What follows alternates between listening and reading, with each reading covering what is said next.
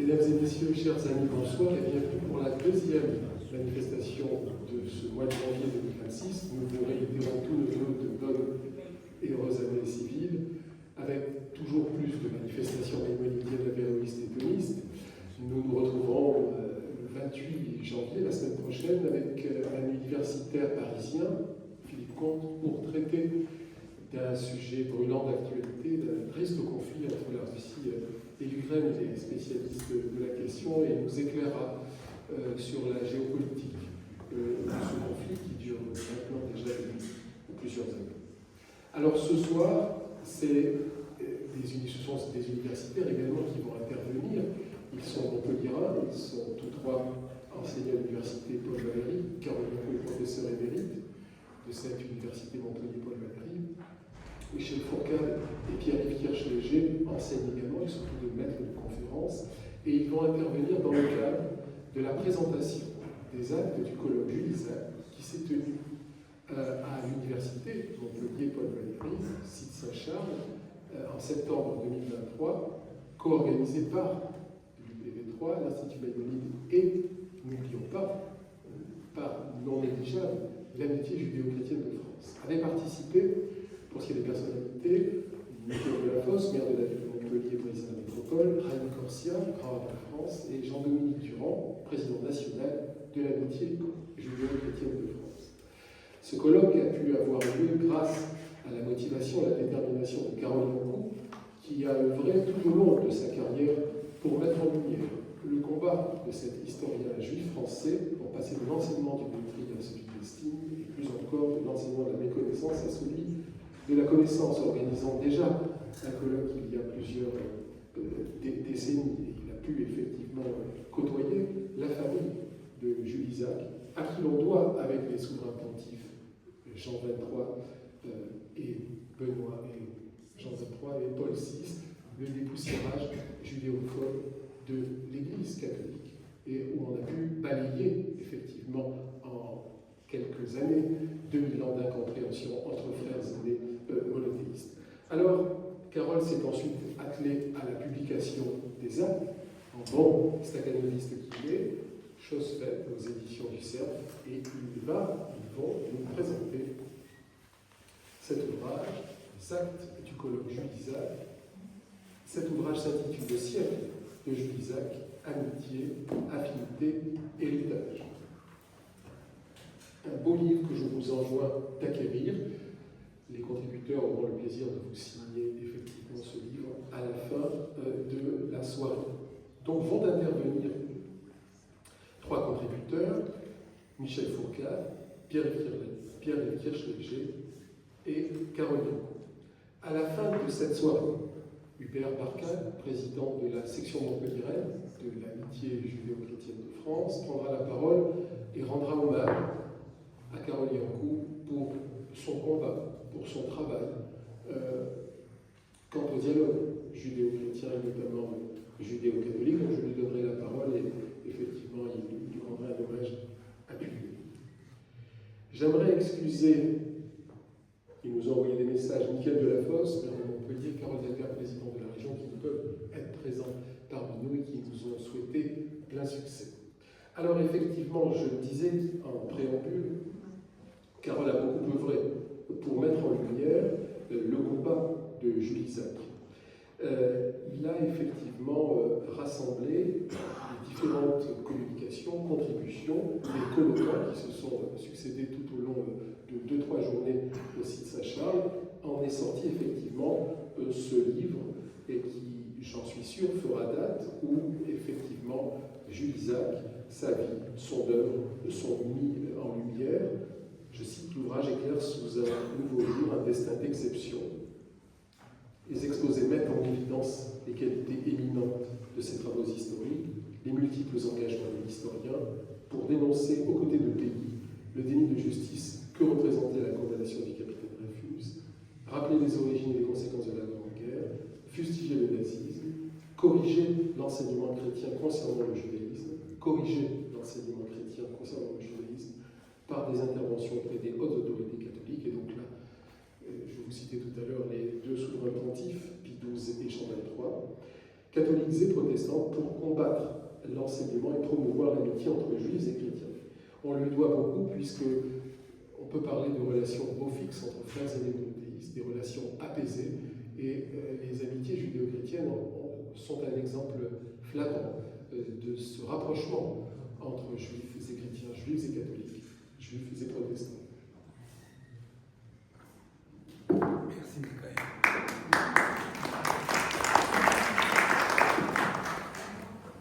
Bonsoir, mesdames et messieurs.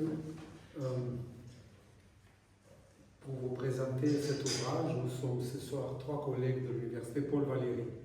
Mais auparavant, je tiens à dire quelques mots sur Jules Isaac, sur la famille de Jules Isaac, comment j'ai eu l'occasion de les connaître, et parce que pendant plus de 2 décennies, j'étais le secrétaire général de l'association des amis de Jules Isaac.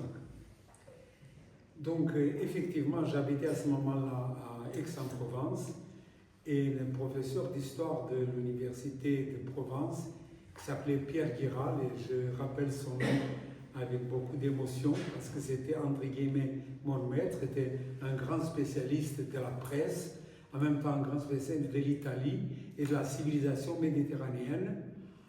Un jour, il me dit, Yankou, j'aimerais que vous veniez, il y a une association ici qui s'intitule Les Amis de Jules Isaac, et j'aimerais que vous puissiez assister. Et c'était l'occasion de connaître le doyen Palanque,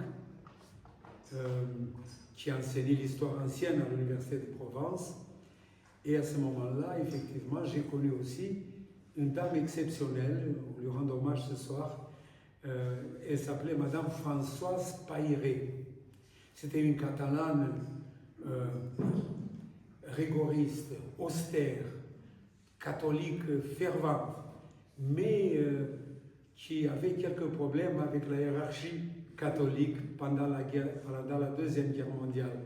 Elle avait une vie particulière, elle était une dame de présentation, son mari était médecin, et elle avait une belle situation, mais malheureusement, de façon brusque, son mari est décédé, et pour retrouver son mari, elle est venue à Montpellier pour étudier la médecine à un âge déjà assez mûr, c'est plus de 36 ans. Elle avait plus de 36 ans. Elle est devenue médecin, et ici à Montpellier, elle a connu, c'était pendant la Deuxième Guerre mondiale, la tragédie des Juifs étrangers qui se trouvaient en France, et aussi des Juifs français. Et effectivement, après la Deuxième Guerre mondiale, elle est venue à Aix-en-Provence, elle est devenue le médecin personnel de Jules Isaac. Et je l'ai connu, et après son décès, le professeur Guiral a proposé que je devienne, moi, le secrétaire général à sa place.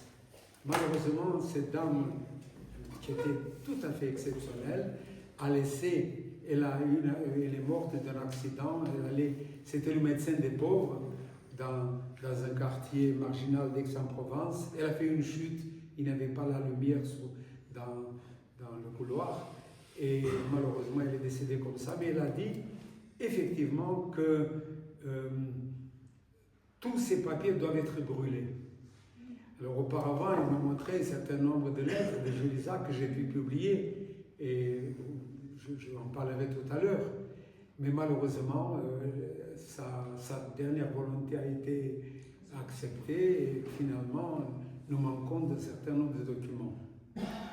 Donc à partir de ce moment-là, je me suis occupé pendant plus de 2 décennies de l'association des Amis de Jules Isaac. J'ai pu intervenir à Aix-en-Provence, la grande bibliothèque, la salle de la bibliothèque de l'Université de Provence, on a pu la dénommer salle Jules Isaac. La même chose, j'ai pu faire toute une série de conférences dans les villes environnantes, et même ici à Montpellier, une fois que je suis venu à Montpellier. Donc dans ce livre, si vous voulez, nous avons intitulé avec mes collègues Le siècle de Jules Isaac, parce qu'effectivement, il a influencé une période tout à fait exceptionnelle. La vieille génération, je m'excuse d'employer ce terme de vieille génération, connaît les manuels d'histoire Mallet, Petit-Isaac. Mais malheureusement, Mallet, il est mort lors de la Première Guerre mondiale, et c'est lui qui a suivi, c'est lui qui a fait pratiquement toute la collection. C'était Jules Isaac. Mais par déférence pour quelqu'un qui est mort en héros, à la guerre, comme Peggy, effectivement, la maison Hachette a décidé de garder le nom Mallet Petit-Isaac. Et les deux fils de Jules Isaac, j'ai bien connu. L'un qui s'appelait Daniel Isaac, qui était effectivement un grand militaire, un grand officier, qui s'est marié avec une Alsacienne. La famille de Jules Isaac est d'origine d'Alsace et Lorraine, même si Jules Isaac lui-même, il est né à Rennes parce que son père se trouvait en caserne à ce moment là-bas. Donc Jules Isaac, 1877-1963, il est décédé à Aix-en-Provence en 1963. Donc le fils aîné, Daniel Isaac, il est tombé amoureux d'une Alsacienne chrétienne, protestante. Tout à l'heure, notre ami, comment dirais-je, Pierre-Yves Kirchléger, qui est le grand spécialiste aujourd'hui en France du monde protestant, nous dira plusieurs détails à propos de cette famille. Et par amour pour sa femme, il s'est converti au protestantisme. Il s'est trouvé même comme enseignant à Chambon-sur-Lignon. Tout le monde a entendu parler de ce village exceptionnel. Ils ont sauvé plus de Juifs de toute l'Europe que le nombre d'habitants dans le village de Chambon-sur-Lignon. Le deuxième fils, c'est Jean-Claude. Jean-Claude, qui effectivement a été arrêté avec sa sœur Juliette et avec leur maman, on verra tout à l'heure dans quelles circonstances. Et c'est le seul, donc sa mère, son épouse, Jules Isaac, et sa fille Juliette, donc son épouse était effectivement peintre, sa sœur aussi peintre, et toutes les deux ont été gazées à Auschwitz. Le seul qui est revenu, c'est Jean-Claude. Et pour s'affirmer, il a choisi un autre nom. Il a gardé le prénom Jean-Claude et il est devenu Jean-Claude Janet. Et si vous aimez la peinture, vous allez taper sur Google, vous allez voir qui était Jean-Claude Janet, le deuxième fils de Jules Isaac, qui effectivement nous a laissé une œuvre exceptionnelle. Il est adoré surtout dans un pays comme le Japon. Voilà pour ce qui est de la famille. Donc j'ai pu, grâce à Jean-Claude Janet, qui est venu même chez nous à la maison, pénétrer dans les archives, dans la vie intime de cette famille et connaître de l'intérieur l'œuvre exceptionnelle de Jules Isaac. Et donc, effectivement, dans cet ouvrage, en me concertant avec les autres collègues, on s'est dit qu'il faudra essayer d'embrasser les différents centres d'intérêt. D'abord, on le connaît comme un pédagogue de l'histoire. Alors j'ai fait appel au professeur Rainer Riemenschneider, comme le nom ne l'indique pas, il est ici présent. Il est d'origine allemande, mais il est français aussi. Mais lui, à ce moment-là, m'a dit non, je ne peux pas, il était très pris. Et c'est un autre collègue, Bendik, toujours en allemand, qui nous a parlé des manuels d'histoire et comment ces manuels, comment l'œuvre de Jules Isaac en tant que pédagogue d'histoire est perçue en Allemagne. La même chose, Roland Andréani, qui aurait dû être avec nous ce soir, malheureusement, pour des raisons de santé, surtout de son épouse lui-même, il n'est pas là, mais lui, il nous a fait une très belle communication sur les différents collaborateurs des manuels scolaires. Donc, en même temps, et le troisième, c'est Christian Malvieux. Aujourd'hui, il officie à Paris, donc il ne peut pas être là, mais vous verrez pour ceux qui pourront lire cet ouvrage que vraiment il a essayé de voir exactement quelle est la nouveauté des manuels scolaires, quelle est la méthode de Jules Isaac, comme Riemenschneider, comme Bendik lui-même. On dit que Jules Isaac était partisan de la méthode de deux points de vue. Et comme il a écrit, donc c'est d'abord un pédagogue de l'histoire, mais c'est aussi un historien. Il a écrit des livres d'histoire sur les origines de la Première Guerre mondiale.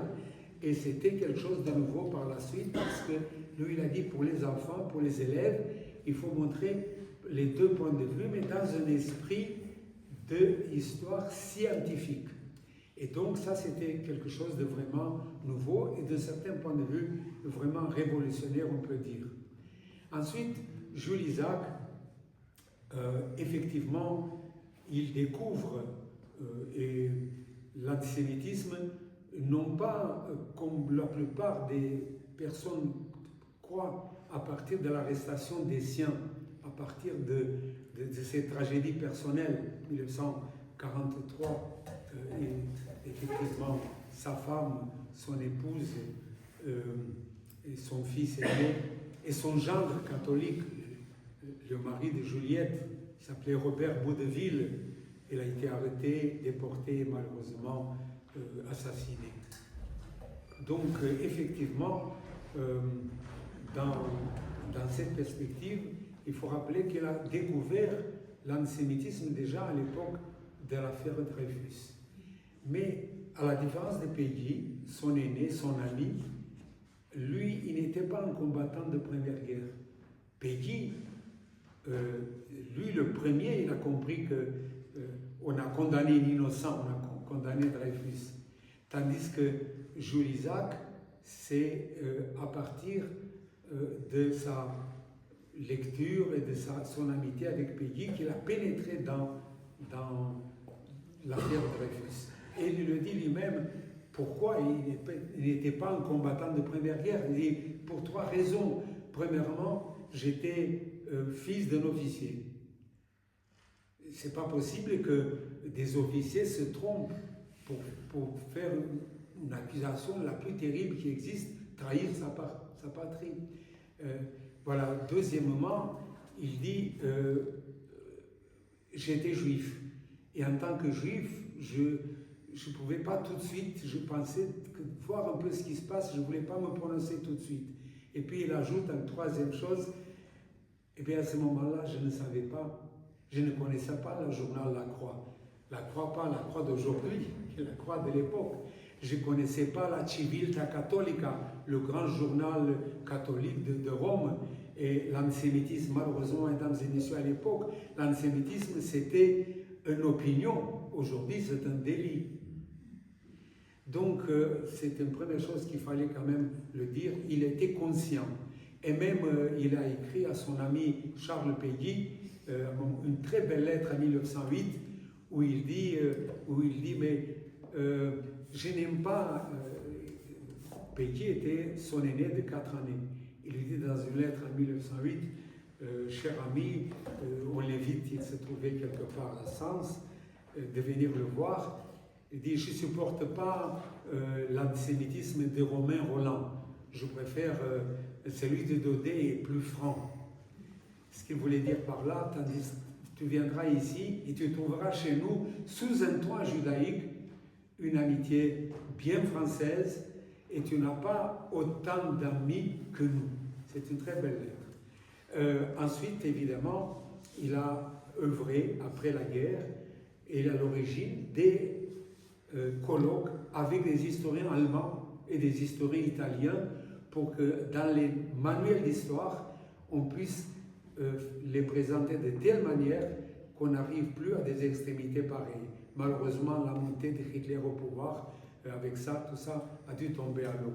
Donc entre les deux guerres, il a œuvré tout au moins jusqu'à la montée de Hitler au pouvoir pour œuvrer qu'il y ait une paix en Europe.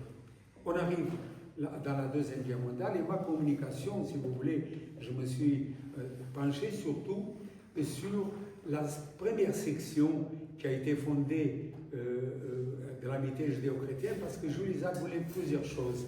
Par l'écrit, il voulait condamner ce qu'il a découvert et on va voir la grande découverte, c'est-à-dire que la première racine de l'antisémitisme, elle est religieuse et elle est chrétienne, malheureusement, on pourrait ajouter, mais c'est une vérité. Il le démontre dans son exceptionnel ouvrage qui s'appelait Jésus et Israël. Et donc, j'ai voulu aussi voir comment il voulait, par l'écrit, effectivement, présenter, combattre pour qu'il n'y ait plus d'antisémitisme d'origine chrétienne, d'antisémitisme en général. Et deuxièmement, il a dit qu'il fallait fonder une association pour l'amitié entre juifs et chrétiens. Et donc, il écrit ce livre, Jésus et Israël, non pas à partir d'un, comme je l'ai dit tout à l'heure, d'un malheur personnel, c'est à partir de la réflexion d'un historien. Il n'est pas un théologien, il est historien. Et donc, effectivement, il se trouve, la guerre arrive, il est chassé de l'enseignement. Et à ce moment-là, le ministre de l'Éducation nationale dit « Mais c'est pas possible que les Français étudient l'histoire dans un livre signé par un Isaac. » Et il va se cacher, il va descendre dans le média Aix-en-Provence, où le doyen Bourly l'accueille, c'est un de ses anciens amis, et en tant qu'inspecteur, il devient inspecteur de l'enseignement de l'histoire en 1936, et en 1939, président du jury d'agrégation. Et voilà. Donc, ensuite, avec l'occupation de la zone sud, il va se cacher dans les Cévennes.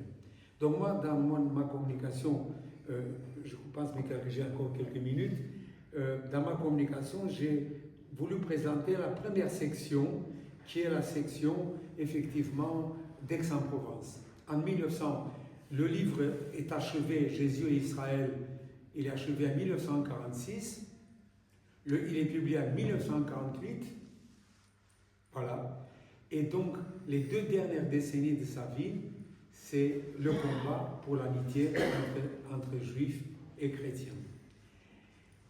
Après la Deuxième Guerre mondiale, il y a eu une réunion très importante à Silsberg, une petite localité comme Davos, mais Davos aujourd'hui, pour d'autres raisons, Silsberg se trouve en Suisse, une petite localité, où pour la première fois, il y a eu une réunion entre juifs, chrétiens et musulmans pour discuter de ce qui s'est passé pendant la guerre et qu'est-ce qu'il faut faire pour que des atrocités pareilles n'arrivent plus. Et donc, à Silsberg, Jules Isaac obtient une première victoire dans la mesure où, à partir de son livre, où il a 21 chapitres et 18 points, 18 propositions, la conférence de Silsberg finit avec effectivement les 10 points. Les 10 points de Silsberg qui résument toute la pensée. Qu'est-ce qu'il faut faire pour qu'il n'y ait plus d'antisémitisme? Pour changer, il faut redresser l'enseignement chrétien, partir de l'enseignement du mépris en enseignement de l'estime. Il faut dire aussi que après la Deuxième Guerre mondiale, c'est Madame Bayré, dont je parlais tout à l'heure, qui m'a raconté ceci, à la librairie Goulard de Aix-en-Provence, il a découvert un livre de Daniel Rops.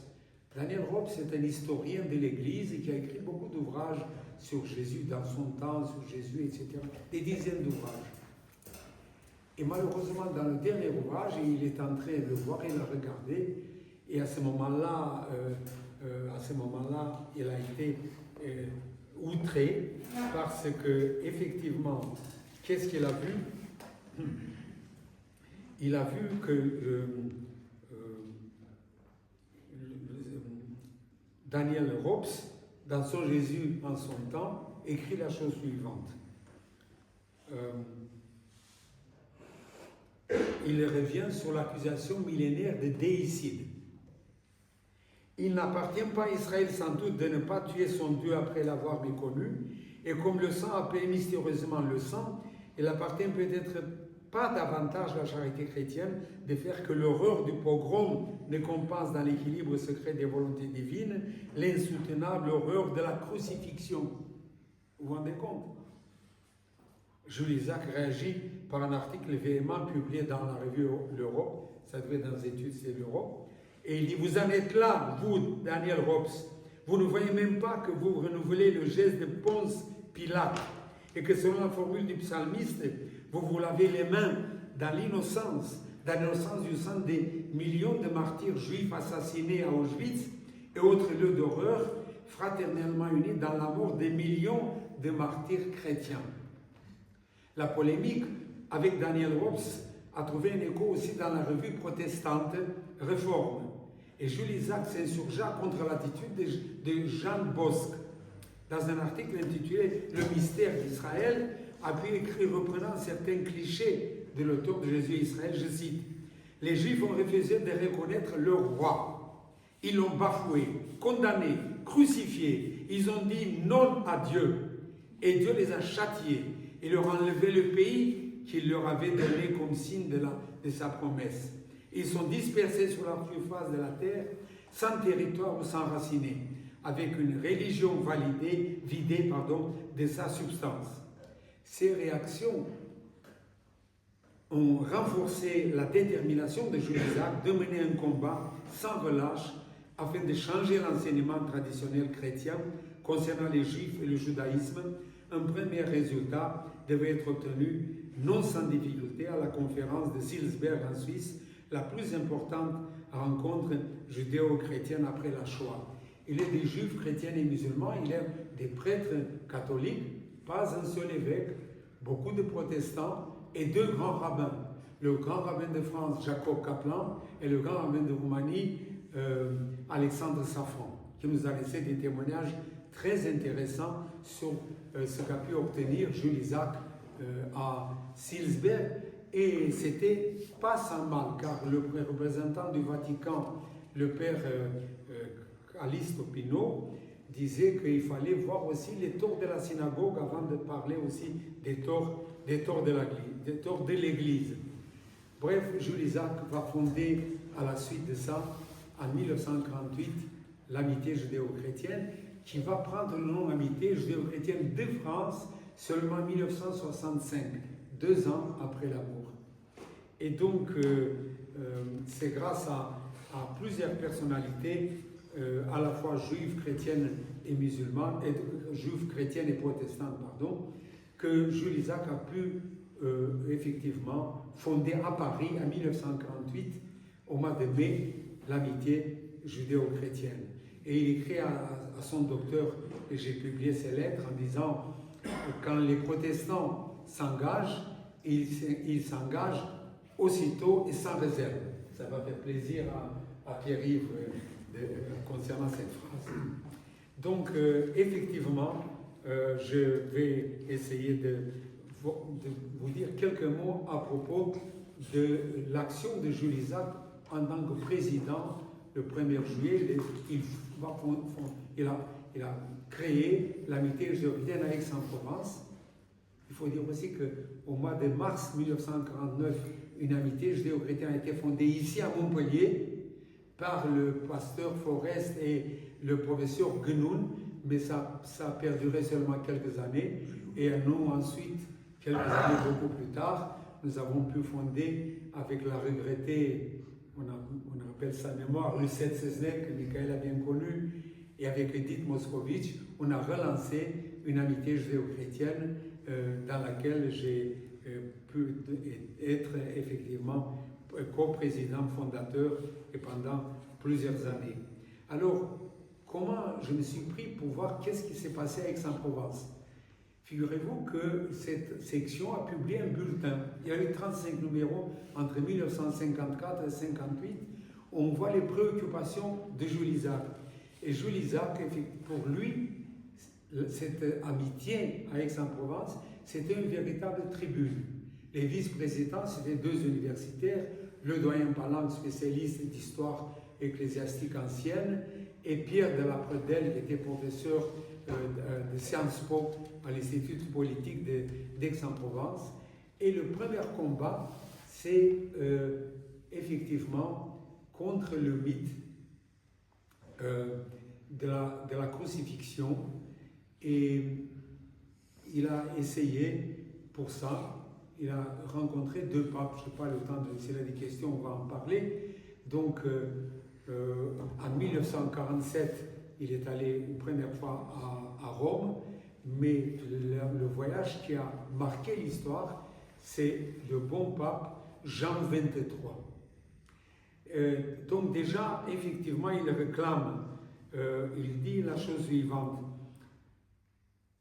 Puisque dans l'Église du temps présent, la réforme de la liturgie est à l'ordre du jour, le moment ne serait-il pas venu de donner ou de restituer à la prière du vendredi saint pour les Juifs un caractère plus conforme à la charité chrétienne? Certains indices permettent de l'espérer. Personnellement, je n'ai plus oublié que j'étais à Rome déjà au mois d'octobre 1949. Il s'agit de la prière pro perfidis Judaeis. Prions pour les Juifs. Alors, comment on a traduit pour perfidis Judaeis? Non pas incrédules. Prions pour les Juifs perfides. Alors, vous imaginez que pendant des siècles, des enfants catholiques vont dans l'église, ils écoutent leur prêtre qui leur dit prions maintenant pour les Juifs perfides et pour les Juifs, pas ça lui. Pour les païens, oui, mais pas pour les Juifs. À partir du 8e siècle, on ne s'agenouille plus. Voilà, effectivement, l'une des causes majeures de ce qu'on peut appeler, hélas, l'antisémitisme chrétien. Et donc, dans la séance du 19 mars 1956, Isaac exprime sa satisfaction parce qu'entre-temps, on a rétabli la génuflexion. Mais il ajoute, ainsi la prière du vendredi saint pour les Juifs redevient une prière digne de ce nom. Et le sera davantage encore le jour où l'on aura fait disparaître de sa formulation les termes de perfidis et perfidiam, dans le sens et la résonance sont, en dépit de certaines démonstrations récentes, plutôt péjoratives. Nous sommes encore loin du compte, mais félicitons-nous du progrès que représente la liturgie nouvelle, dans l'espoir qu'il sera suivi d'autres progrès purificateurs. Et effectivement, celui qui vraiment a fait un grand pas vers le judaïsme, c'est le pape Jean XXIII, qui est à l'origine de la déclaration de Nostra Aetate. Voilà, mesdames et messieurs, c'est sur ces questions que j'ai effectivement pu écrire. Je dois dire en conclusion que plusieurs constatations peuvent être faites. Jules Isaac non seulement a été un homme de plume, mais aussi un orateur de talent dont les interventions ont été appréciées. Les séances régulières de l'amitié judéo-chrétienne index furent une véritable tribune pour connaître l'essentiel de son combat. Isaac fait connaître ses idées non seulement à travers la présentation de ses propres ouvrages, Jésus et Israël, Genèse de l'antisémitisme, l'antisémitisme a-t-il des racines chrétiennes, l'enseignement du mépris, etc., mais aussi grâce à ses interventions concernant les autres intervenants. La plupart étaient catholiques, protestants, même il y avait le pasteur Bichère qui est venu de Montpellier, Aix-en-Provence, et pour une grande conférence. Habitant à Aix-en-Provence, Jules Isaac a été finalement en première ligne concernant le combat entre juifs et chrétiens.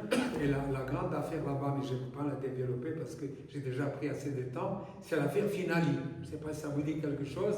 L'affaire Finali, c'est deux enfants qui ont été sauvés. Les parents ont été tués à Auschwitz par une dame très charitable, mais qui malheureusement a baptisé les enfants, n'a pas voulu les rendre dans la famille, ils se trouvaient en Israël finalement.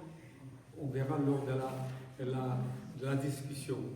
Donc, on peut dire que l'association aixoise des amitiés judéo-chrétiennes a été fidèle à la mémoire de Jules Isaac dans la mesure où, 2 ans après, elle a créé une autre association, l'association des amis de Jules Isaac.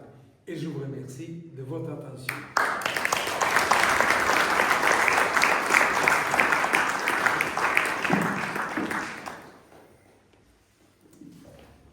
Merci Michael, merci Carole.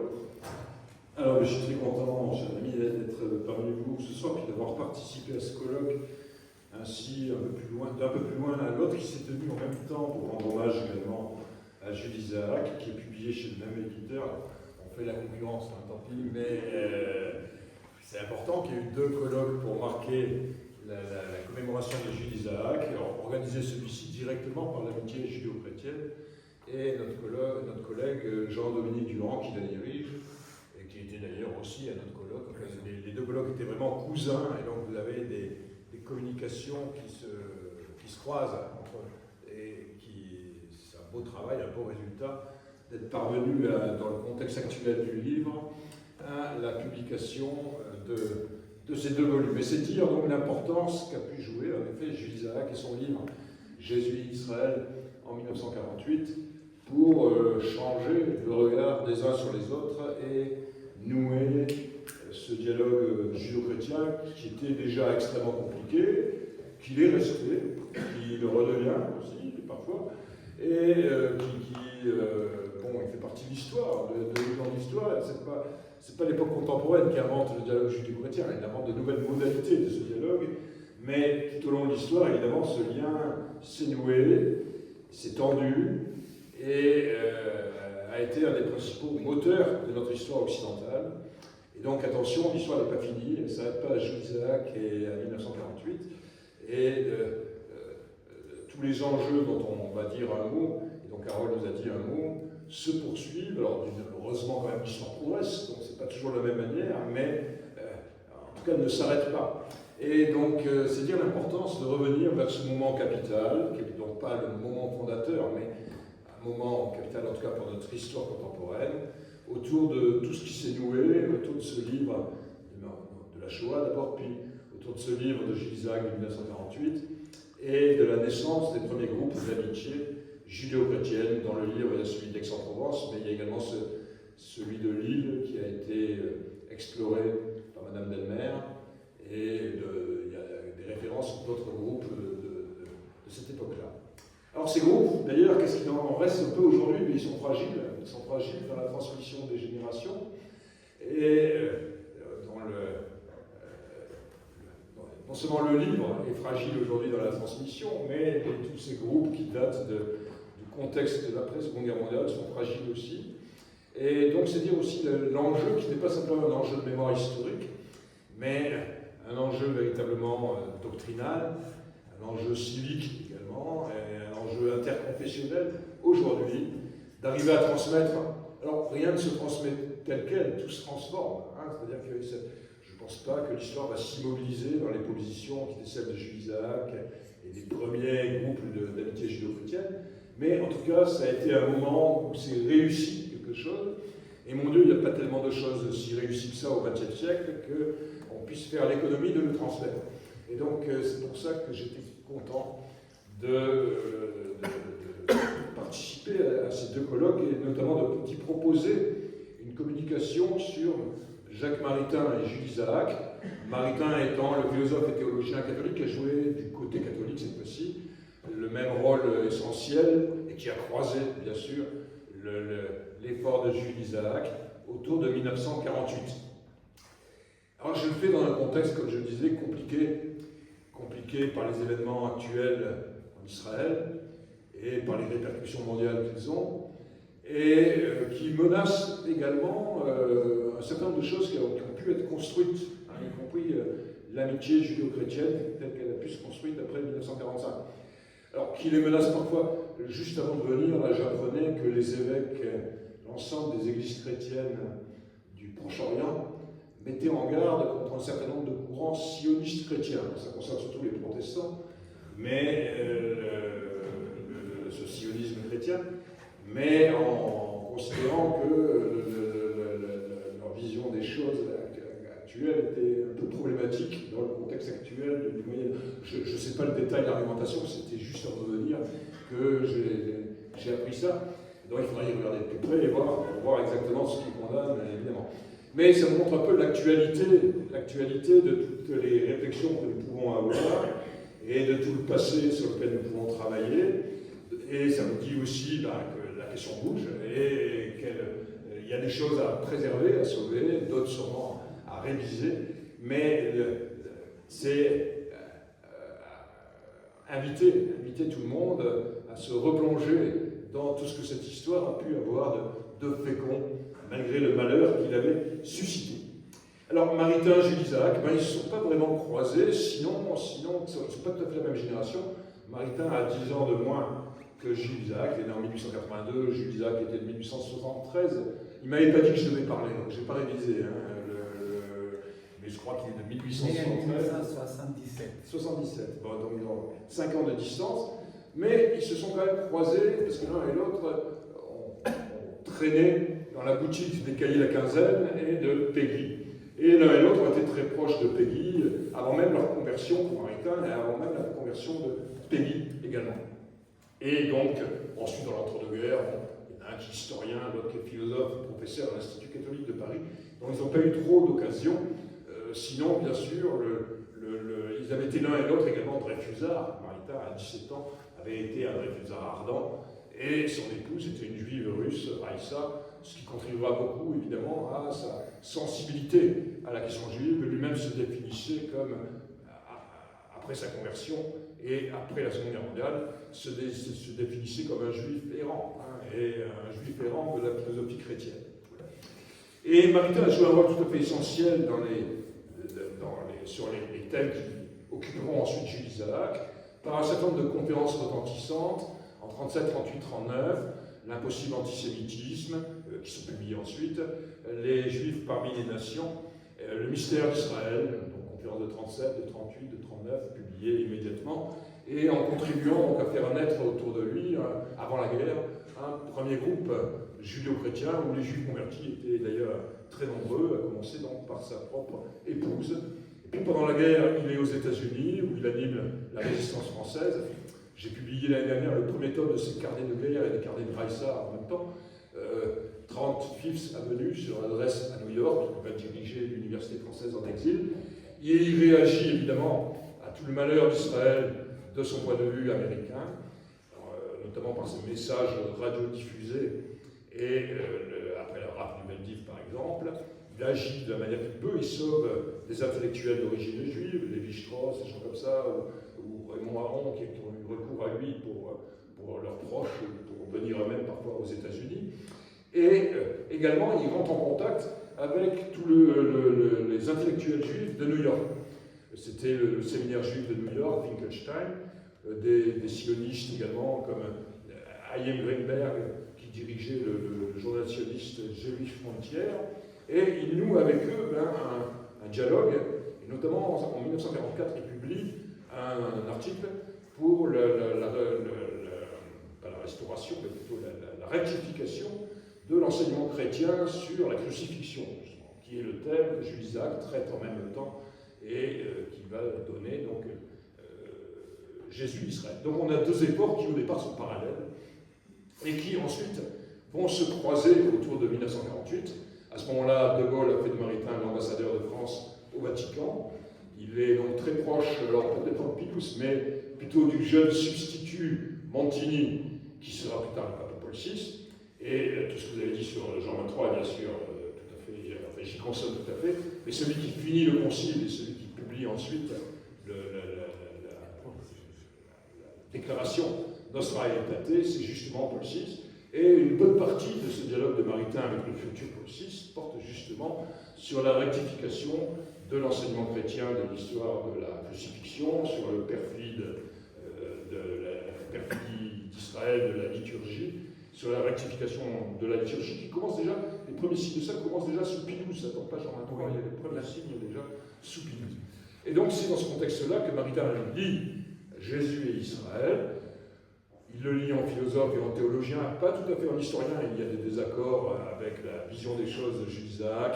Parfois il parle de la naïveté ou de la bêtise des historiens. Alors moi qui suis pas historien, on prend ça pour la profession, n'est-ce pas, d'un point de vue d'un philosophe ou d'un théologien.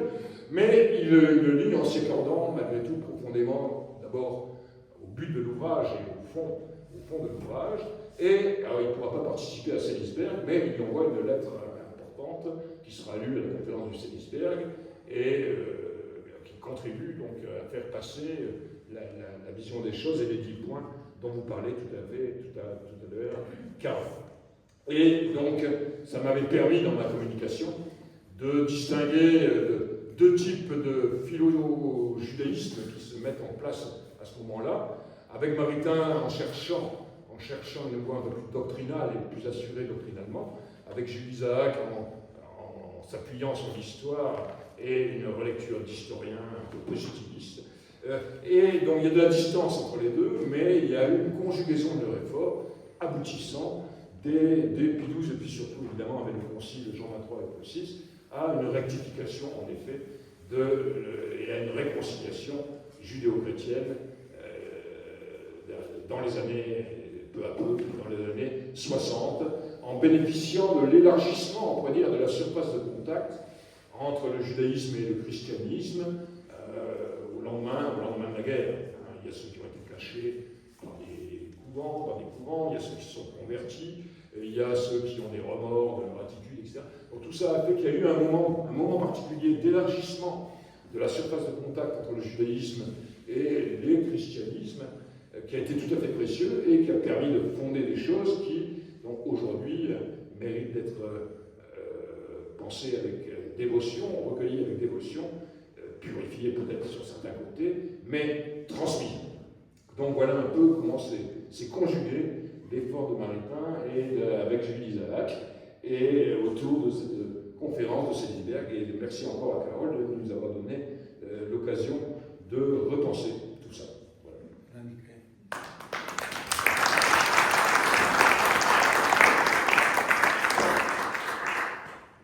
Merci, chers collègues. Merci à Michel Fourcade pour son intervention. La dernière, c'est Pierre-Yves Kirchléger. Je rappelle effectivement que les différents contributeurs de cette publication et dans le sont les suivants: Christian Malvy, Roland Laine, Rainer Mendick, Maud Blanc-Reimovitch, Jacqueline Huche, Michael Delafosse, Daniel Delmer, Jean-Dominique Durand, Michel Fourcade, Mireille Dasselbel, président de l'Institut Mémonide, Carole, donc Pierre-Yves, Reine Corsia ou encore Olivier Rodin. Alors Pierre-Yves Kirchléger, qui est administrateur de l'Institut Mémonide, qui est, comme le soulignait très justement Carole, un des spécialistes du protestantisme, va être le dernier universitaire à s'exprimer ce soir autour de cette publication, dont je rappelle effectivement le titre, et que nos trois Paul Valérien auront plaisir à vous dédicacer: Le siècle de Jules Isaac, amitié, affinité, héritage. Je rappelle, je ne veux pas que le mettre trop mal à l'aise tout à l'heure avec notre ami Hubert d'Arcade, que l'on doit à Carole 2 lieux qui portent le nom de Jules Isaac. Il avait soufflé l'idée d'une rue à Georges Frêche. Ça avait été inauguré dans le quartier de la Pompiliade. L'héritier de Georges Frêche, Michael Delafosse, il lui a soufflé également qu'une école porte le nom, et ça a été inauguré il n'y a pas très longtemps par le premier magistrat de la ville, par Michael Delafosse, et cette école porte le nom non seulement de Jules Isaac, mais parité oblige, le nom de Sophie Scholl. C'était une Allemande anti-nazie qui a été décapitée. Et on peut ajouter que c'est la seule école en France judéo-chrétienne. Elle se trouve derrière la gare. Si un jour vous voulez la voir, une très belle école qu'on a inaugurée, que M. le maire Michael Delafosse a inaugurée en présence de Jean-Dominique Durand, président de l'amitié judéo-chrétienne de France, et d'autres personnes. Et Montpellier peut s'enorgueillir d'avoir la seule école judéo-chrétienne en France, puisqu'on a un nom symbolique donc d'une chrétienne et d'un juif. Et il paraît-il que par les temps qui courent, nommer des écoles ou des rues juives, il faut avoir un peu de courage. Voilà. Effectivement, il y a le premier magistrat là. Alors elle se trouve, pour ceux qui veulent la voir, elle est fort belle, comme l'école Soulage, comme l'école Miro. Elle se trouve dans le quartier du Nouveau Saint-Roch, près de la gare. Pierre-Yves Kirchléger, c'est à toi.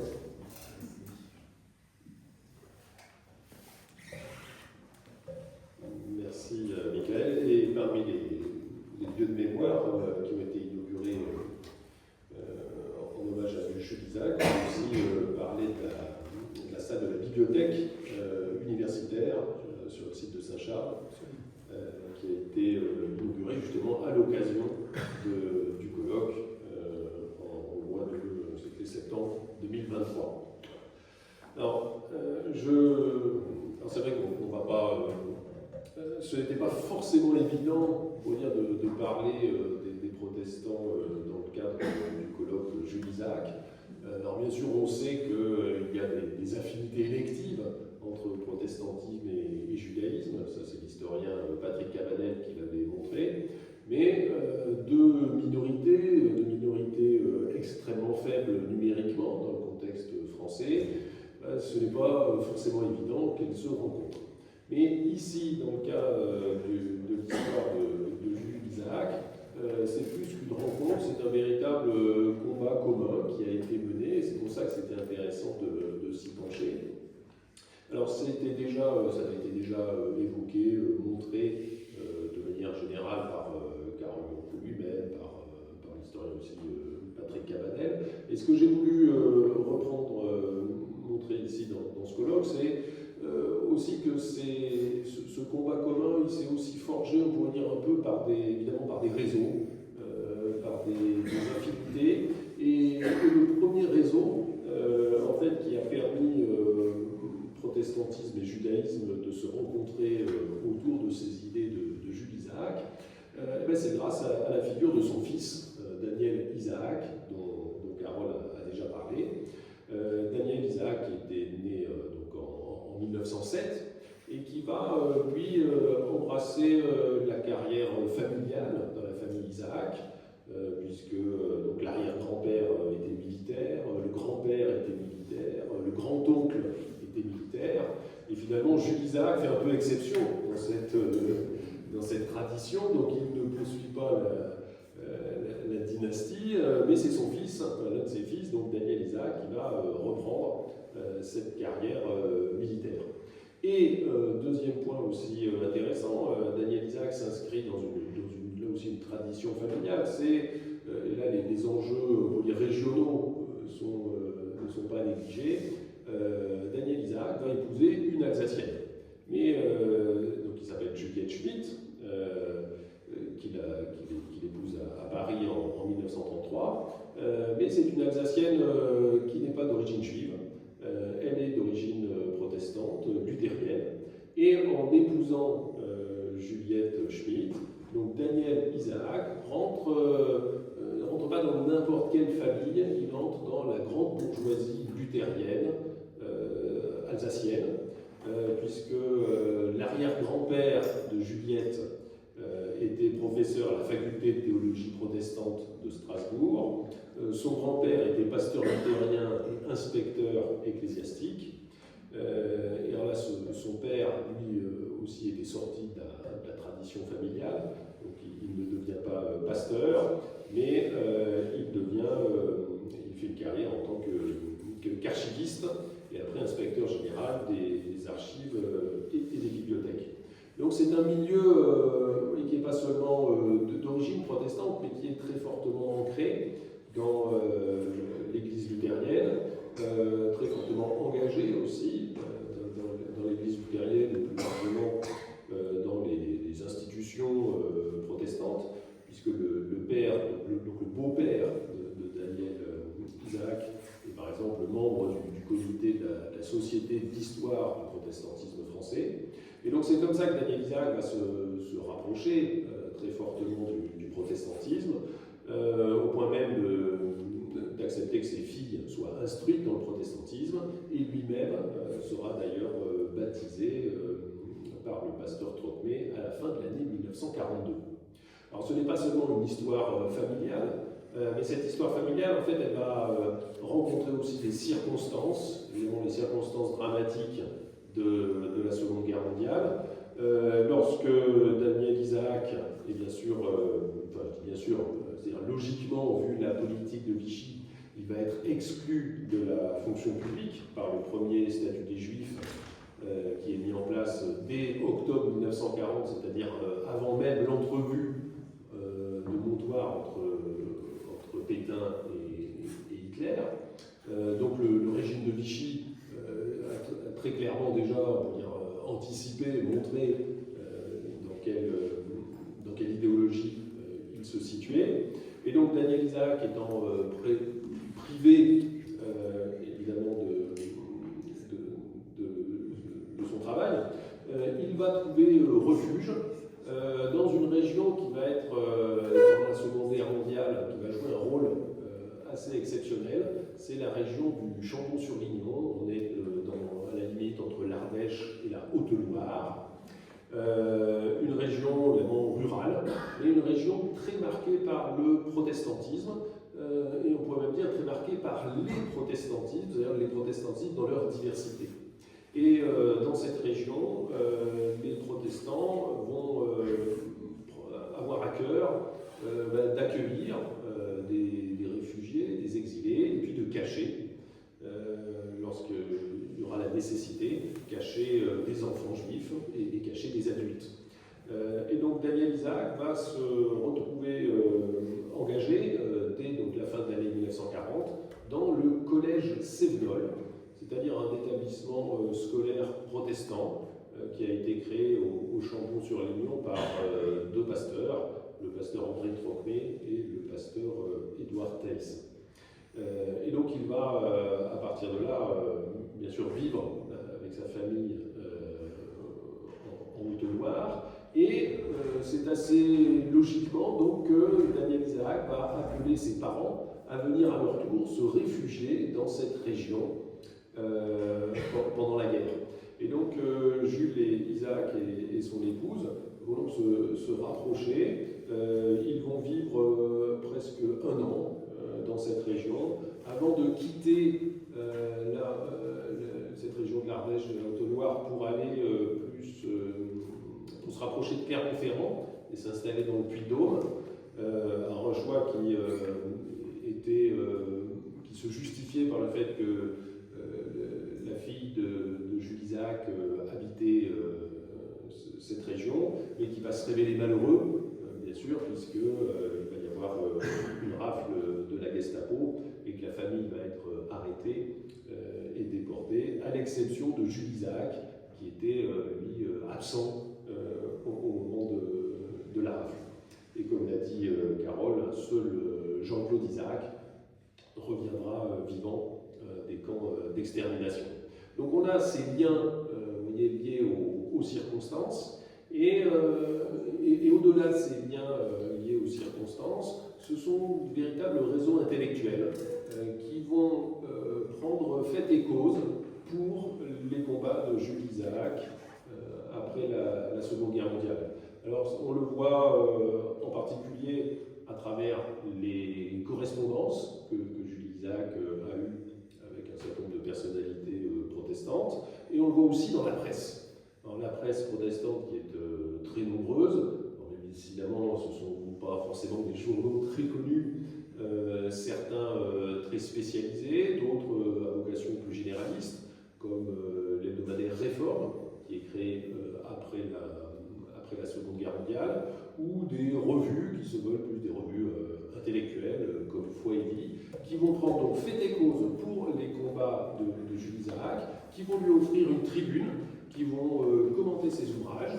Alors bien sûr, ça ne se fait pas toujours, tout le monde n'est pas toujours sur la même longueur d'onde, en particulier parce qu'il y a parfois des divergences d'appréciation, divergences d'opinion finalement assez légitimes. Il y a aussi des frictions de caractère, et c'est assez amusant de noter dans la correspondance de Fabielowski, qui est un professeur d'histoire adressé à Jules Isaac, comment Fabielowski finalement encourage souvent Jules Isaac à être moins virulent vis-à-vis de ses correspondants. Évidemment, Jules Isaac parfois s'emporte, voudrait que les choses aillent plus vite, mais les mentalités évoluent parfois lentement. On ne peut pas forcément tout dire dans des textes courts. La presse n'est pas forcément l'outil le plus adapté pour cela, et donc il faut parfois des ouvrages plus épais pour le dire, pour l'écrire. Et donc on voit comment là, parfois les tensions peuvent apparaître, même s'il y a vraiment convergence de vues pour mettre fin aux racines chrétiennes de l'antisémitisme. On a déjà évoqué l'affaire Daniel Rops, c'est-à-dire ce livre publié par le catholique Daniel Rops au cours de l'année 1945, Jésus en son temps, et qui reprend ces accusations de peuple déicide. Là, les revues protestantes prennent fait et cause pour la position de Jules Isaac et relaient très activement son point de vue. Et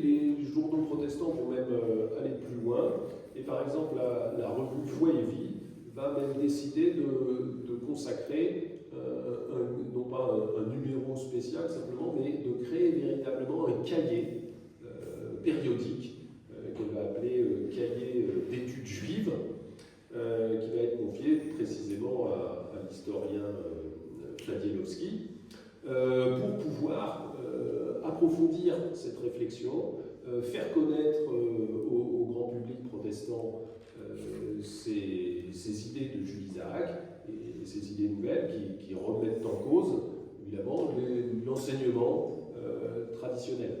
Mais on pourrait dire que dans le protestantisme, et c'est ce que voit Jules Isaac, parce qu'il l'écrit dans une lettre que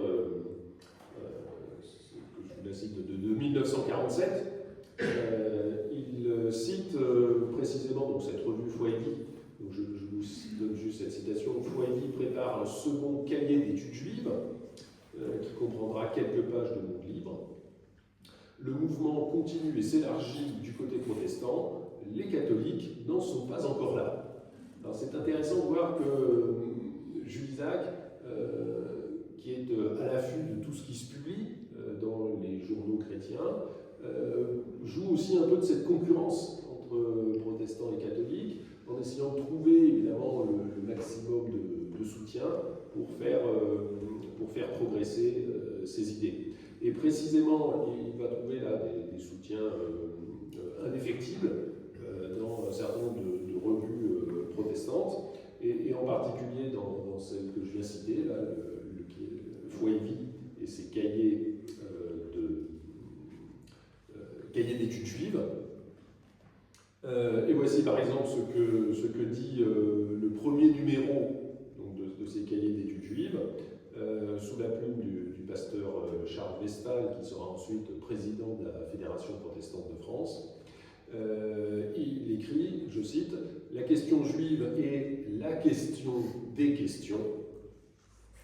À la manière dont il parle des Juifs, on peut juger sûrement de la valeur spirituelle d'un homme, d'une église, d'un peuple, d'une civilisation. » Et il continue, « L'antisémitisme pour l'Église est la plus grave méconnaissance. » Pardon, c'est à cause de la lumière. « Et la plus grave méconnaissance du Christ, le plus secret refus de la loi, la plus insidieuse perversion de l'évangile de l'incarnation. » Et il termine, « Pour le monde, il est le signe de l'idolâtrie essentielle et de la barbarie fondamentale. » Donc on voit bien là l'engagement extrêmement clair du pasteur Charles Westphal, et il a d'ailleurs intitulé son édito, c'est celui qui ouvre donc ce cahier d'études juives, il l'a intitulé « Père, pardonne-nous ». Donc on voit bien la condamnation ferme de l'antijudaïsme, et comment tous les efforts donc, vont être soutenus par un grand nombre donc, de titres protestants dans le monde littéraire, et comment évidemment à travers ces journaux on voit donc se dessiner tout le tissu de réseaux, de relations, d'affinités entre des penseurs protestants, des pasteurs, des laïcs et Jules Isaac et ses idées, et comment surtout, même après la mort de Jules Isaac en 1963, comment cet héritage va être poursuivi et continué. Voilà, je vous remercie.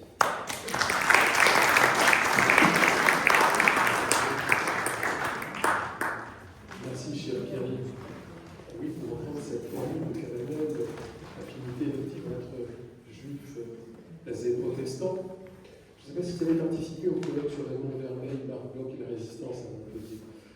On avait pu voir déjà dès la Seconde Guerre mondiale effectivement des relations étroites au niveau de la résistance. Il y avait beaucoup de juifs, beaucoup de protestants à Montpellier. Rappelez le souvenir, et je crois que le maire le fait dans sa communication, le souvenir effectivement des gens du protestantisme, les sœurs Jeanne et Marie Hadji, l'Église catholique, le père Paul Parguet de la paroisse Sainte-Bernadette, l'abbé Prévost. Et pour ce qui est effectivement, encore une fois, du protestantisme, rappeler l'action méritoire, méritante des Justes Marie des Nations dans la Vaudage, dans les Cévennes. C'est un nombre conséquent de justes, effectivement, qui ont tendu la main à leurs frères aînés, sûrement suite à l'appel du pasteur Böckner, mais pas seulement. Donc rappeler ces gens d'église qui ont tendu la main aux Juifs pendant la Shoah, juste quelques années avant effectivement ce rapprochement fantastique entre les frères et monothéistes, et rappeler aussi, et comme le soulignait très justement, le suggérait Carole, le souvenir, et je le dis devant son beau-frère, M. Braca, de Guy Zemmour, mais également de Maurice Reboa, qui tous les deux effectivement ont contribué également à l'inauguration des deux rues, Jules Isaac et Armand Lunel à Montpellier. Alors, effectivement, l'ensemble des communications, vous les retrouvez dans ce beau recueil, mais vous pouvez aussi les voir sur notre chaîne YouTube. Toutes les communications du colloque de septembre 2023, vous pouvez aller sur la chaîne YouTube de l'Institut Maïmonide, rubrique vidéo, pas rubrique short, rubrique vidéo, et vous retrouverez les différentes interventions, dont celle évidemment de nos trois orateurs de ce soir, Carole, Pierre-Yves et Michel. Alors on va vous donner la parole, très cher public, puis ensuite nous conclurons. Nous donnerons la parole à Hyper Braca pour rendre hommage à Carole et ils signeront cette publication des éditions du Cerf consacrée à Jules Isaac. Y a-t-il des questions? Je voudrais parler, si vous voulez, à titre personnel, mon expérience personnelle, si vous voulez, sur, je vous ai entendu beaucoup parler de religion. Moi, ma petite expérience personnelle, si vous voulez, c'est que je suis arrivé au lycée, en 6e, 5e, et il y avait des livres de cette collection, des livres d'histoire. J'avais le malheur de ne pas avoir vocation à devenir professeur. L'école, ça m'a toujours embêté. Bon, je le dis, je suis un idiot, mais je suis comme ça. Et donc, pendant que les professeurs faisaient leur cours, je lisais les livres. Et après, donc les livres d'histoire en particulier, qui ont été écrits sous la direction, je ne garantis pas que ce soit lui qui les a écrits, mais enfin, il les a parés, les livres d'histoire. Et après, si vous voulez, au cours de ma vie professionnelle, etc.,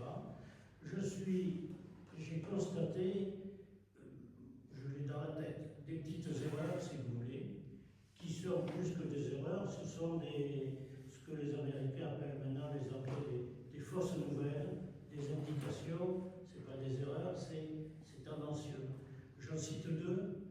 On a indiqué, par exemple, le jour du 14 juillet, que Louis XVI, sur son calepin personnel, avait indiqué rien.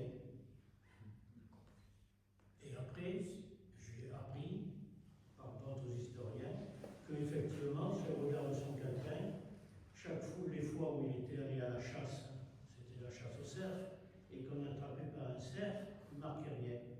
Alors, on allait me dire qu'il y avait le 14 juillet, la prise de Bastille, il aurait dû s'occuper peut-être de Paris au lieu d'aller à la chasse. Mais dire qu'il a marqué rien, que lui c'était une journée complètement sans intérêt, pas du tout. C'est une journée où l'équipe de chasse royale, dont il faisait partie, n'a pas attrapé un cerf. Voilà. Déjà le premier point.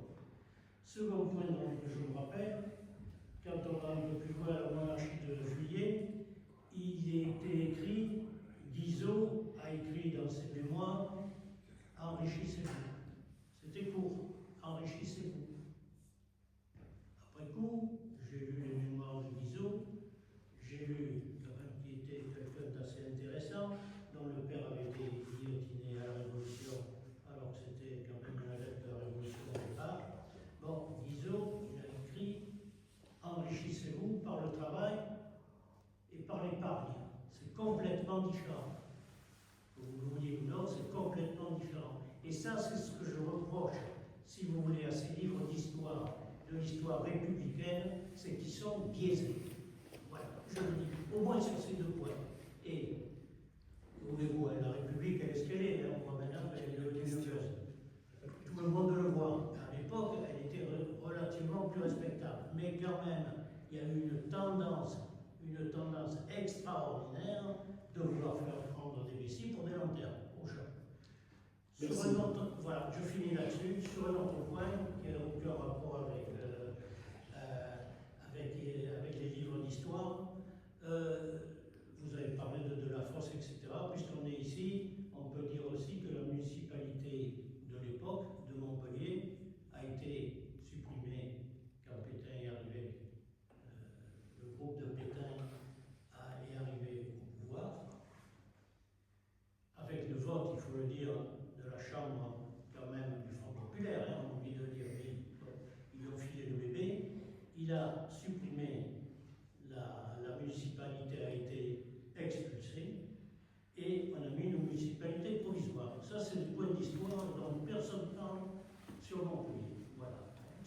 choses, puisque vous voudrez parler un peu Merci pour votre de la force, intervention. on peut encore parler. Merci pour votre intervention, cher monsieur. Vous n'avez pas de questions, donc. Hein. Et d'autres interventions peut-être plus courtes ou des questions? Non? Alors, quel regard portez-vous, je ne sais pas si c'est Pierre-Yves, Michel ou Carole qui répondront, sur la résurgence de l'antisémitisme? On a l'impression que les racines chrétiennes de l'antisémitisme, c'est terminé. Alors, peut-être qu'il y a un travail à faire avec le monde orthodoxe en Europe de l'Est. Mais bon, disons qu'avec le monde catholique, les relations sont un peu fixes, fraternité retrouvée, les amitiés judéo-chrétiennes, on insiste sur ce qui unit plutôt que sur ce qui divise. Le point de rencontre et de rupture judéo-chrétien, c'est le messianisme, bon bref. Mais en tout cas, cela se passe bien. Et pourtant, on a quand même, ici et là, on le voit dans la presse, la France, au niveau européen, le premier pays pour les actes anti-juifs. Comment, je ne sais pas qui va répondre, pouvez-vous l'expliquer? Est-ce à dire qu'il y a un autre canal à cet antisémitisme séculier qui remonte à des temps immémoriaux? Et je connais bien l'histoire d'Europe pour avoir publié les fondateurs de l'antisémitisme, puisque dès l'Antiquité, il y a l'antisémitisme paléantique. Alors, pourquoi cette résurgence de l'antisémitisme si on a dépoussiéré le grenier judéophobe de l'Église? Mes collègues veulent intervenir tout à l'heure. Oui. Pas en 5 minutes. Ah, donc, ça c'est Pas ce soir. un sujet très complexe, mais c'est vrai, comme dit Michael, j'ai écrit un livre intitulé Les mythes fondateurs de l'antisémitisme. Je me suis rendu compte que ces mythes se recyclent d'une civilisation à l'autre et d'une époque à l'autre. Par exemple, la légende du meurtre rituel, du sang rituel. Figurez-vous que dans les milieux chrétiens, et c'était une légende vivace encore aujourd'hui en Europe de l'Est. J'ai un témoignage personnel. Pour la fête de la Pâque, les Juifs, pour fabriquer le pain azime, qu'on peut aujourd'hui acheter dans les grandes surfaces, c'est quoi? C'est de la farine et de l'eau. Les chrétiens auraient besoin du sang chrétien pour mélanger. Et à ce moment-là, lorsque, à l'occasion de la Pâque juive, et les Pâques chrétiennes, la Pâque juive, il y avait une accusation d'un enfant tombé dans une fontaine, il avait une mort non élucidée, et il avait à côté une communauté juive, c'est un meurtre rituel. Les Juifs commettent des meurtres rituels. Une légende tout à fait terrible, mais qui n'existait pas en terre de l'islam. C'est en France, celui qui s'est fait connaître, c'est surtout Édouard de Rumont, qui disait aussi que les Juifs, ils ont un bras plus court que l'autre, et on peut les reconnaître d'après leur physionomie, etc. Et lui, il croyait, mordicus, que les Juifs commettent des meurtres rituels. Ils ont besoin du sang rituel. Alors, pourquoi cette raison? Voilà. Alors, ce qu'on peut dire, c'est que voilà, il y a la guerre, malheureusement, entre les Israéliens et les Palestiniens. On trouve dans la presse et dans mon livre Les mythes fondateurs de l'antisémitisme, je donne la source exacte. La nouvelle suivante, on aurait trouvé 3 Palestiniens tués par les Israéliens. C'est possible, on sait ce qui se passe et on sait surtout le 7 octobre les massacres terribles que Hamas a fait contre les Israéliens. Mais, dit cette information, ces Palestiniens ont été retrouvés sans une goutte de sang. Comme quoi les Israéliens auraient soutiré le sang. Vous voyez, regardez comme un mythe qui existait au Moyen-Âge. C'est une calomnie qui ne repose strictement sur rien, mais qui est malheureusement encore vivace. Voilà ce qu'on peut dire. Donc, les éléments religieux, selon moi, la première racine, encore aujourd'hui, c'est des résurgences religieuses. Aujourd'hui, l'antisémitisme le plus terrible, c'est l'antisémitisme djihadiste. Une grande partie de la diaspora arabo-musulmane en Occident est touchée, malheureusement. Il faut dire avec beaucoup de précautions, mais de temps en temps, il faut dire aussi des vérités. Et certains politiques, je ne veux pas les citer, jouent avec le feu. Et ça ne fait qu'attiser cette haine et cette aversion. Tu te rappelles bien, Edith Moscovitch, la pauvre, disait à l'époque, c'est un enfant caché. Il allait dans les écoles raconter comment il a été sauvé, il était à Bruxelles, etc. Mais à la fin, il n'arrivait plus tellement parler parce qu'il avait la concurrence des mémoires. On en a assez parlé des Juifs, de la Shoah, tout ça, et nous les Noirs, des colonies, tout ça. Vous voyez, il y a la concurrence des mémoires aussi. Donc, est-ce qu'il y a quelque chose d'irrationnel pour définir l'antisémitisme? Mais j'aimerais comment, en 2 mots, mes collègues, Michel Foucault, le grand spécialiste de Maritain et du monde catholique, et Pierre-Yves Kichlinger, le grand spécialiste en protestant, nous disent leur point de vue en 2 mots quand même. Hein. Voilà. Il risque de ne pas vous plaire en 2 mots. Alors, d'abord, je m'excuse, moi j'ai un autre rendez-vous que je ne peux pas rater à 20h, donc j'ai vraiment que le temps de 2 mots. Voilà. Et alors, je pense que tout ce que vous dites est vrai, et l'histoire recycle en permanence des cochonneries. Hein, c'est-à-dire que les meurtres rituels, et en fait toutes les mythologies qu'on a pu inventer en 2000 ans, elles circulent encore dans le milieu chrétien, dans le milieu musulman, etc. Alors, ceci dit, on ne peut pas se contenter de réfléchir là. Bon, ça c'est assez facile finalement à réfuter, sauf quand on est vraiment dans des imbéciles, mais bon, il y a quand même beaucoup d'imbéciles, hein, mais c'est quand même assez facile à réfuter. Après, il y a des raisons plus profondes quand même qu'un juif, un chrétien, c'est pas pareil, ou un juif, un musulman, c'est pas pareil, et qu'ils n'ont pas la même vision, ni dans l'immédiate géopolitique, ni dans la manière dont se déroule et doit se terminer l'histoire. Et donc, il n'y a pas le même rapport à la terre, par exemple, il n'y a pas le même rapport à l'autre, et à la fin de l'histoire, et au rôle de chacun dans l'histoire, etc. Et donc, il y aura toujours, c'est normal que ce soit une histoire faite de tension. À mon avis, c'est pas près de s'arrêter, ça a toujours été depuis 2000 ans, et ça le sera encore tant que l'histoire continue, une histoire faite de tension. On peut espérer simplement que la tension soit moins sanglante qu'elle ne l'est redevenue depuis 20 ans, mais qu'il y ait de la tension dans l'histoire, s'il n'y avait plus de tension, on pourrait dire que Hegel regagnait, on se met dans la fin de l'histoire, et on peut tous vivre tout nus et revenir au paradis terrestre. Mais comme ce n'est pas le cas, la tension, elle sera toujours là. Et donc, notre tâche à nous, d'historiens, de chrétiens, et puis de tous les gens de bonne volonté, à vrai dire, ça ne sera jamais d'arriver à supprimer la tension.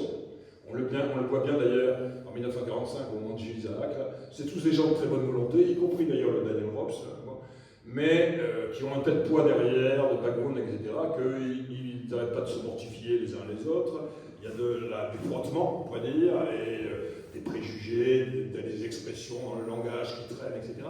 Et ça a été très long pour s'en débarrasser, malgré la bonne volonté, parce que bon, il y avait Daniel Robb, il y avait Daniel Lou aussi, il y avait Henri-René Marou, qui est un très grand historien, et qui s'est disputé aussi avec Jules Isaac, etc. Bon, et tous ces gens avaient beaucoup de bonne volonté, mais bon, il y avait le background, on pourrait dire. Et puis la question est compliquée, c'est normal que ça frotte. Et donc notre travail à nous, ce sera, on ne pourra pas arriver à éliminer les tensions, mais c'est plutôt de leur éliminer toutes les motivations fausses, d'abord, ou absurdes, et surtout de faire que ce soit le moins sanglant possible, ce qui nous ramène à notre actualité. Voilà en 2 mots ce que moi je peux dire. Si j'avais plus de temps, je pourrais être beaucoup plus long, mais ce sera On pas fera ce soir. peut-être l'année prochaine une conférence sur ce sujet. Voilà. Merci. Et peut-être juste un mot alors, pour répondre un petit peu à la question de monsieur. Je crois aussi que les historiens ne disent jamais un mot définitif, et qu'au contraire, l'histoire est une science qui se construit pour corriger les erreurs que les historiens précédents ont pu faire, erreurs qui ont pu être faites de bonne foi, évidemment quand on n'avait pas par exemple les sources, donc pour ça qu'on va toujours travailler, c'est ce qu'on apprend à nos étudiants, de revenir aux sources, aux textes, voilà. C'est ce qu'on leur apprend évidemment d'autant plus important aujourd'hui qu'on voit circuler sur les réseaux sociaux tout et n'importe quoi, y compris des documents falsifiés, des documents fabriqués, des vidéos fabriquées par des intelligences artificielles. Donc ça, le le retour à la source et la vérification des sources, ça c'est le premier point. Et puis bien sûr, c'est aussi une histoire qui se veut sous critique, notre discipline, pour mettre au jour aussi les préjugés, alors qu'il s'agisse de préjugés politiques, de préjugés religieux, d'engagement, engagement inconscient ou conscient. Donc voilà, vous avez parlé d'une histoire voilà, nationaliste, républicaine, voilà, il y a toutes sortes d'histoires engagées et notre travail c'est aussi de faire, de déconstruire ces histoires engagées pour essayer d'avoir l'histoire voilà, la plus authentique possible en s'appuyant sur les sources et donc évidemment là, déconstruire aussi tous ces mythes de l'antisémitisme. Merci. Merci à Pierre-Yves, merci à Michel, merci à Carole. On va dire évidemment faire des conférences, des colloques sur l'histoire, la permanence et la mutation de l'antisémitisme. On se rend bien compte qu'il n'y a pas que de l'essence religieuse, mais l'antisémitisme s'affirme quand même sur des terres d'héritage chrétienne et musulmane, religion fille, qui se sont affirmées au détriment de la religion laine. Alors j'aimerais également rappeler, avant de conclure, que l'Institut Maïmonide est engagé depuis sa première œuvre, le dialogue judéo-chrétien. L'un des fondateurs de l'Institut Maïmonide, le professeur Elrod Bassirat, lui tenait énormément à cœur. Il a beaucoup œuvré pour le dialogue judéo-chrétien, judéo-catholique. Et il nous avait demandé d'inviter aux dignitaires de l'Église pour effectivement encourager ce rapprochement. Et c'est ainsi qu'en 2006, on a pu accueillir le cardinal Justiger, en 2009, le cardinal 23, tous les archevêques de Montpellier, Tommaso, Ricard, Carré, Tourini, les pères Thierry et Massé. Et nous continuons effectivement de ce travail. Et c'est ainsi que très prochainement, le 2 février, nous accueillerons le grand rabbin Moshe Levin, qui est rabbin de la communauté juive du Rincy, qui porte le nom d'Henri Chili, que l'on connaît bien évidemment à Montpellier, et qui est très engagé effectivement dans le dialogue judéo-chrétien, lui également, dans le dialogue monothéiste, tout simplement entre frères et monothéistes, mais pas seulement.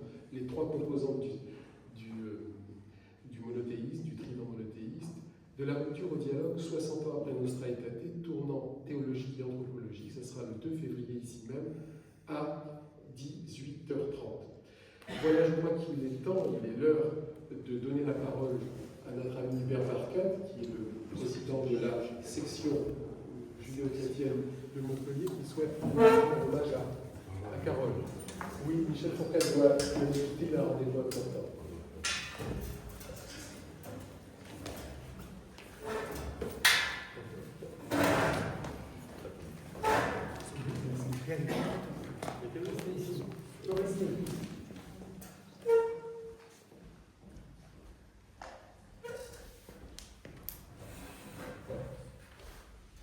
Bonsoir, mesdames, messieurs. Par vos titres et fonctions, chers amis, c'est avec une émotion sincère et une grande fierté que nous retrouvons aujourd'hui pour honorer un homme dont le parcours intellectuel, et civique et humain a profondément marqué notre association, M. Carole Yankou. Historien reconnu, universitaire émérite de la faculté de Montpellier, Carole Yankou a consacré sa vie à l'étude, à la transmission et à l'éclairage de l'histoire juive contemporaine. Avec une rigueur scientifique exemplaire et une humanité jamais prise en défaut. Son œuvre, abondante et respectée bien au-delà de nos frontières, a contribué à faire comprendre non seulement les faits, mais aussi les consciences, les blessures et les responsabilités de l'histoire.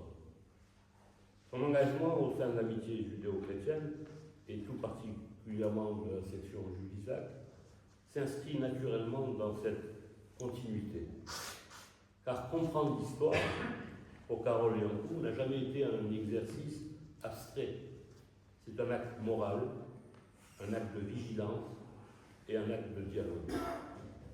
La conférence intitulée « Le siècle de Julisac », à laquelle il a pris part ce soir avec plusieurs de ses collègues, en est une illustration éclatante. travers cette figure fondatrice, il nous rappelle combien le savoir peut devenir un pont entre les mémoires, combien la lucidité historique pour nourrir la fraternité et combien le dialogue judéo-chrétien demeure une exigence vivante et actuelle.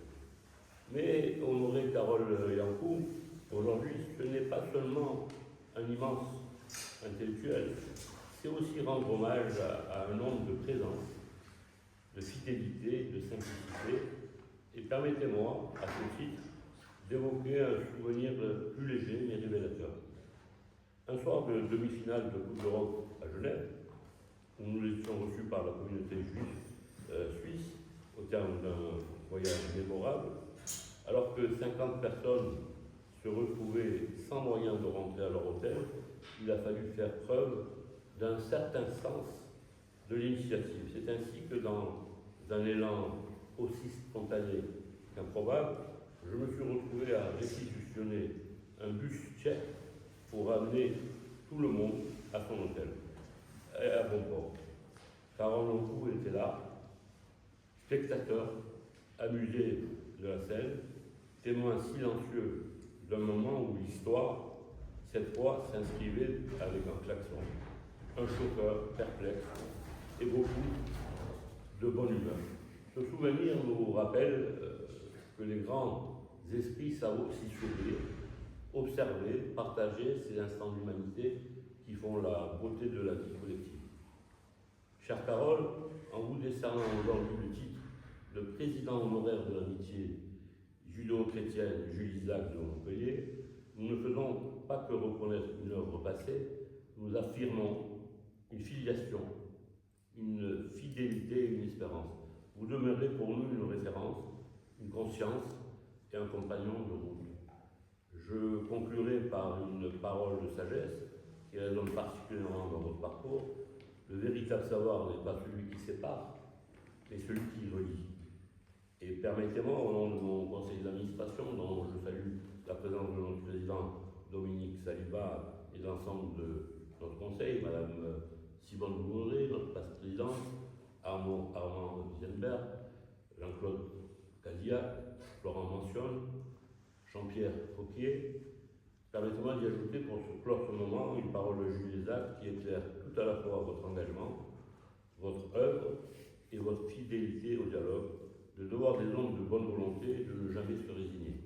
Nous allons lancer dans notre section le grand prix Jules Isaac de Montpellier et nous aimerions aussi que vous soyez le président du jury quand nous le remettrons en fin d'année. Je vous remercie au nom de notre association. Nous vous remettons un petit symbole pour cet hommage que nous devons rendre.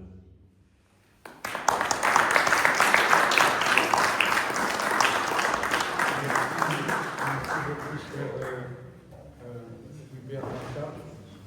C'est avec émotion que je présente ces remerciements. Je ne m'attendais pas, c'est au dernier moment que j'ai appris que vous devez prendre la parole. Et bon, je ne suis pas encore fini, entre guillemets.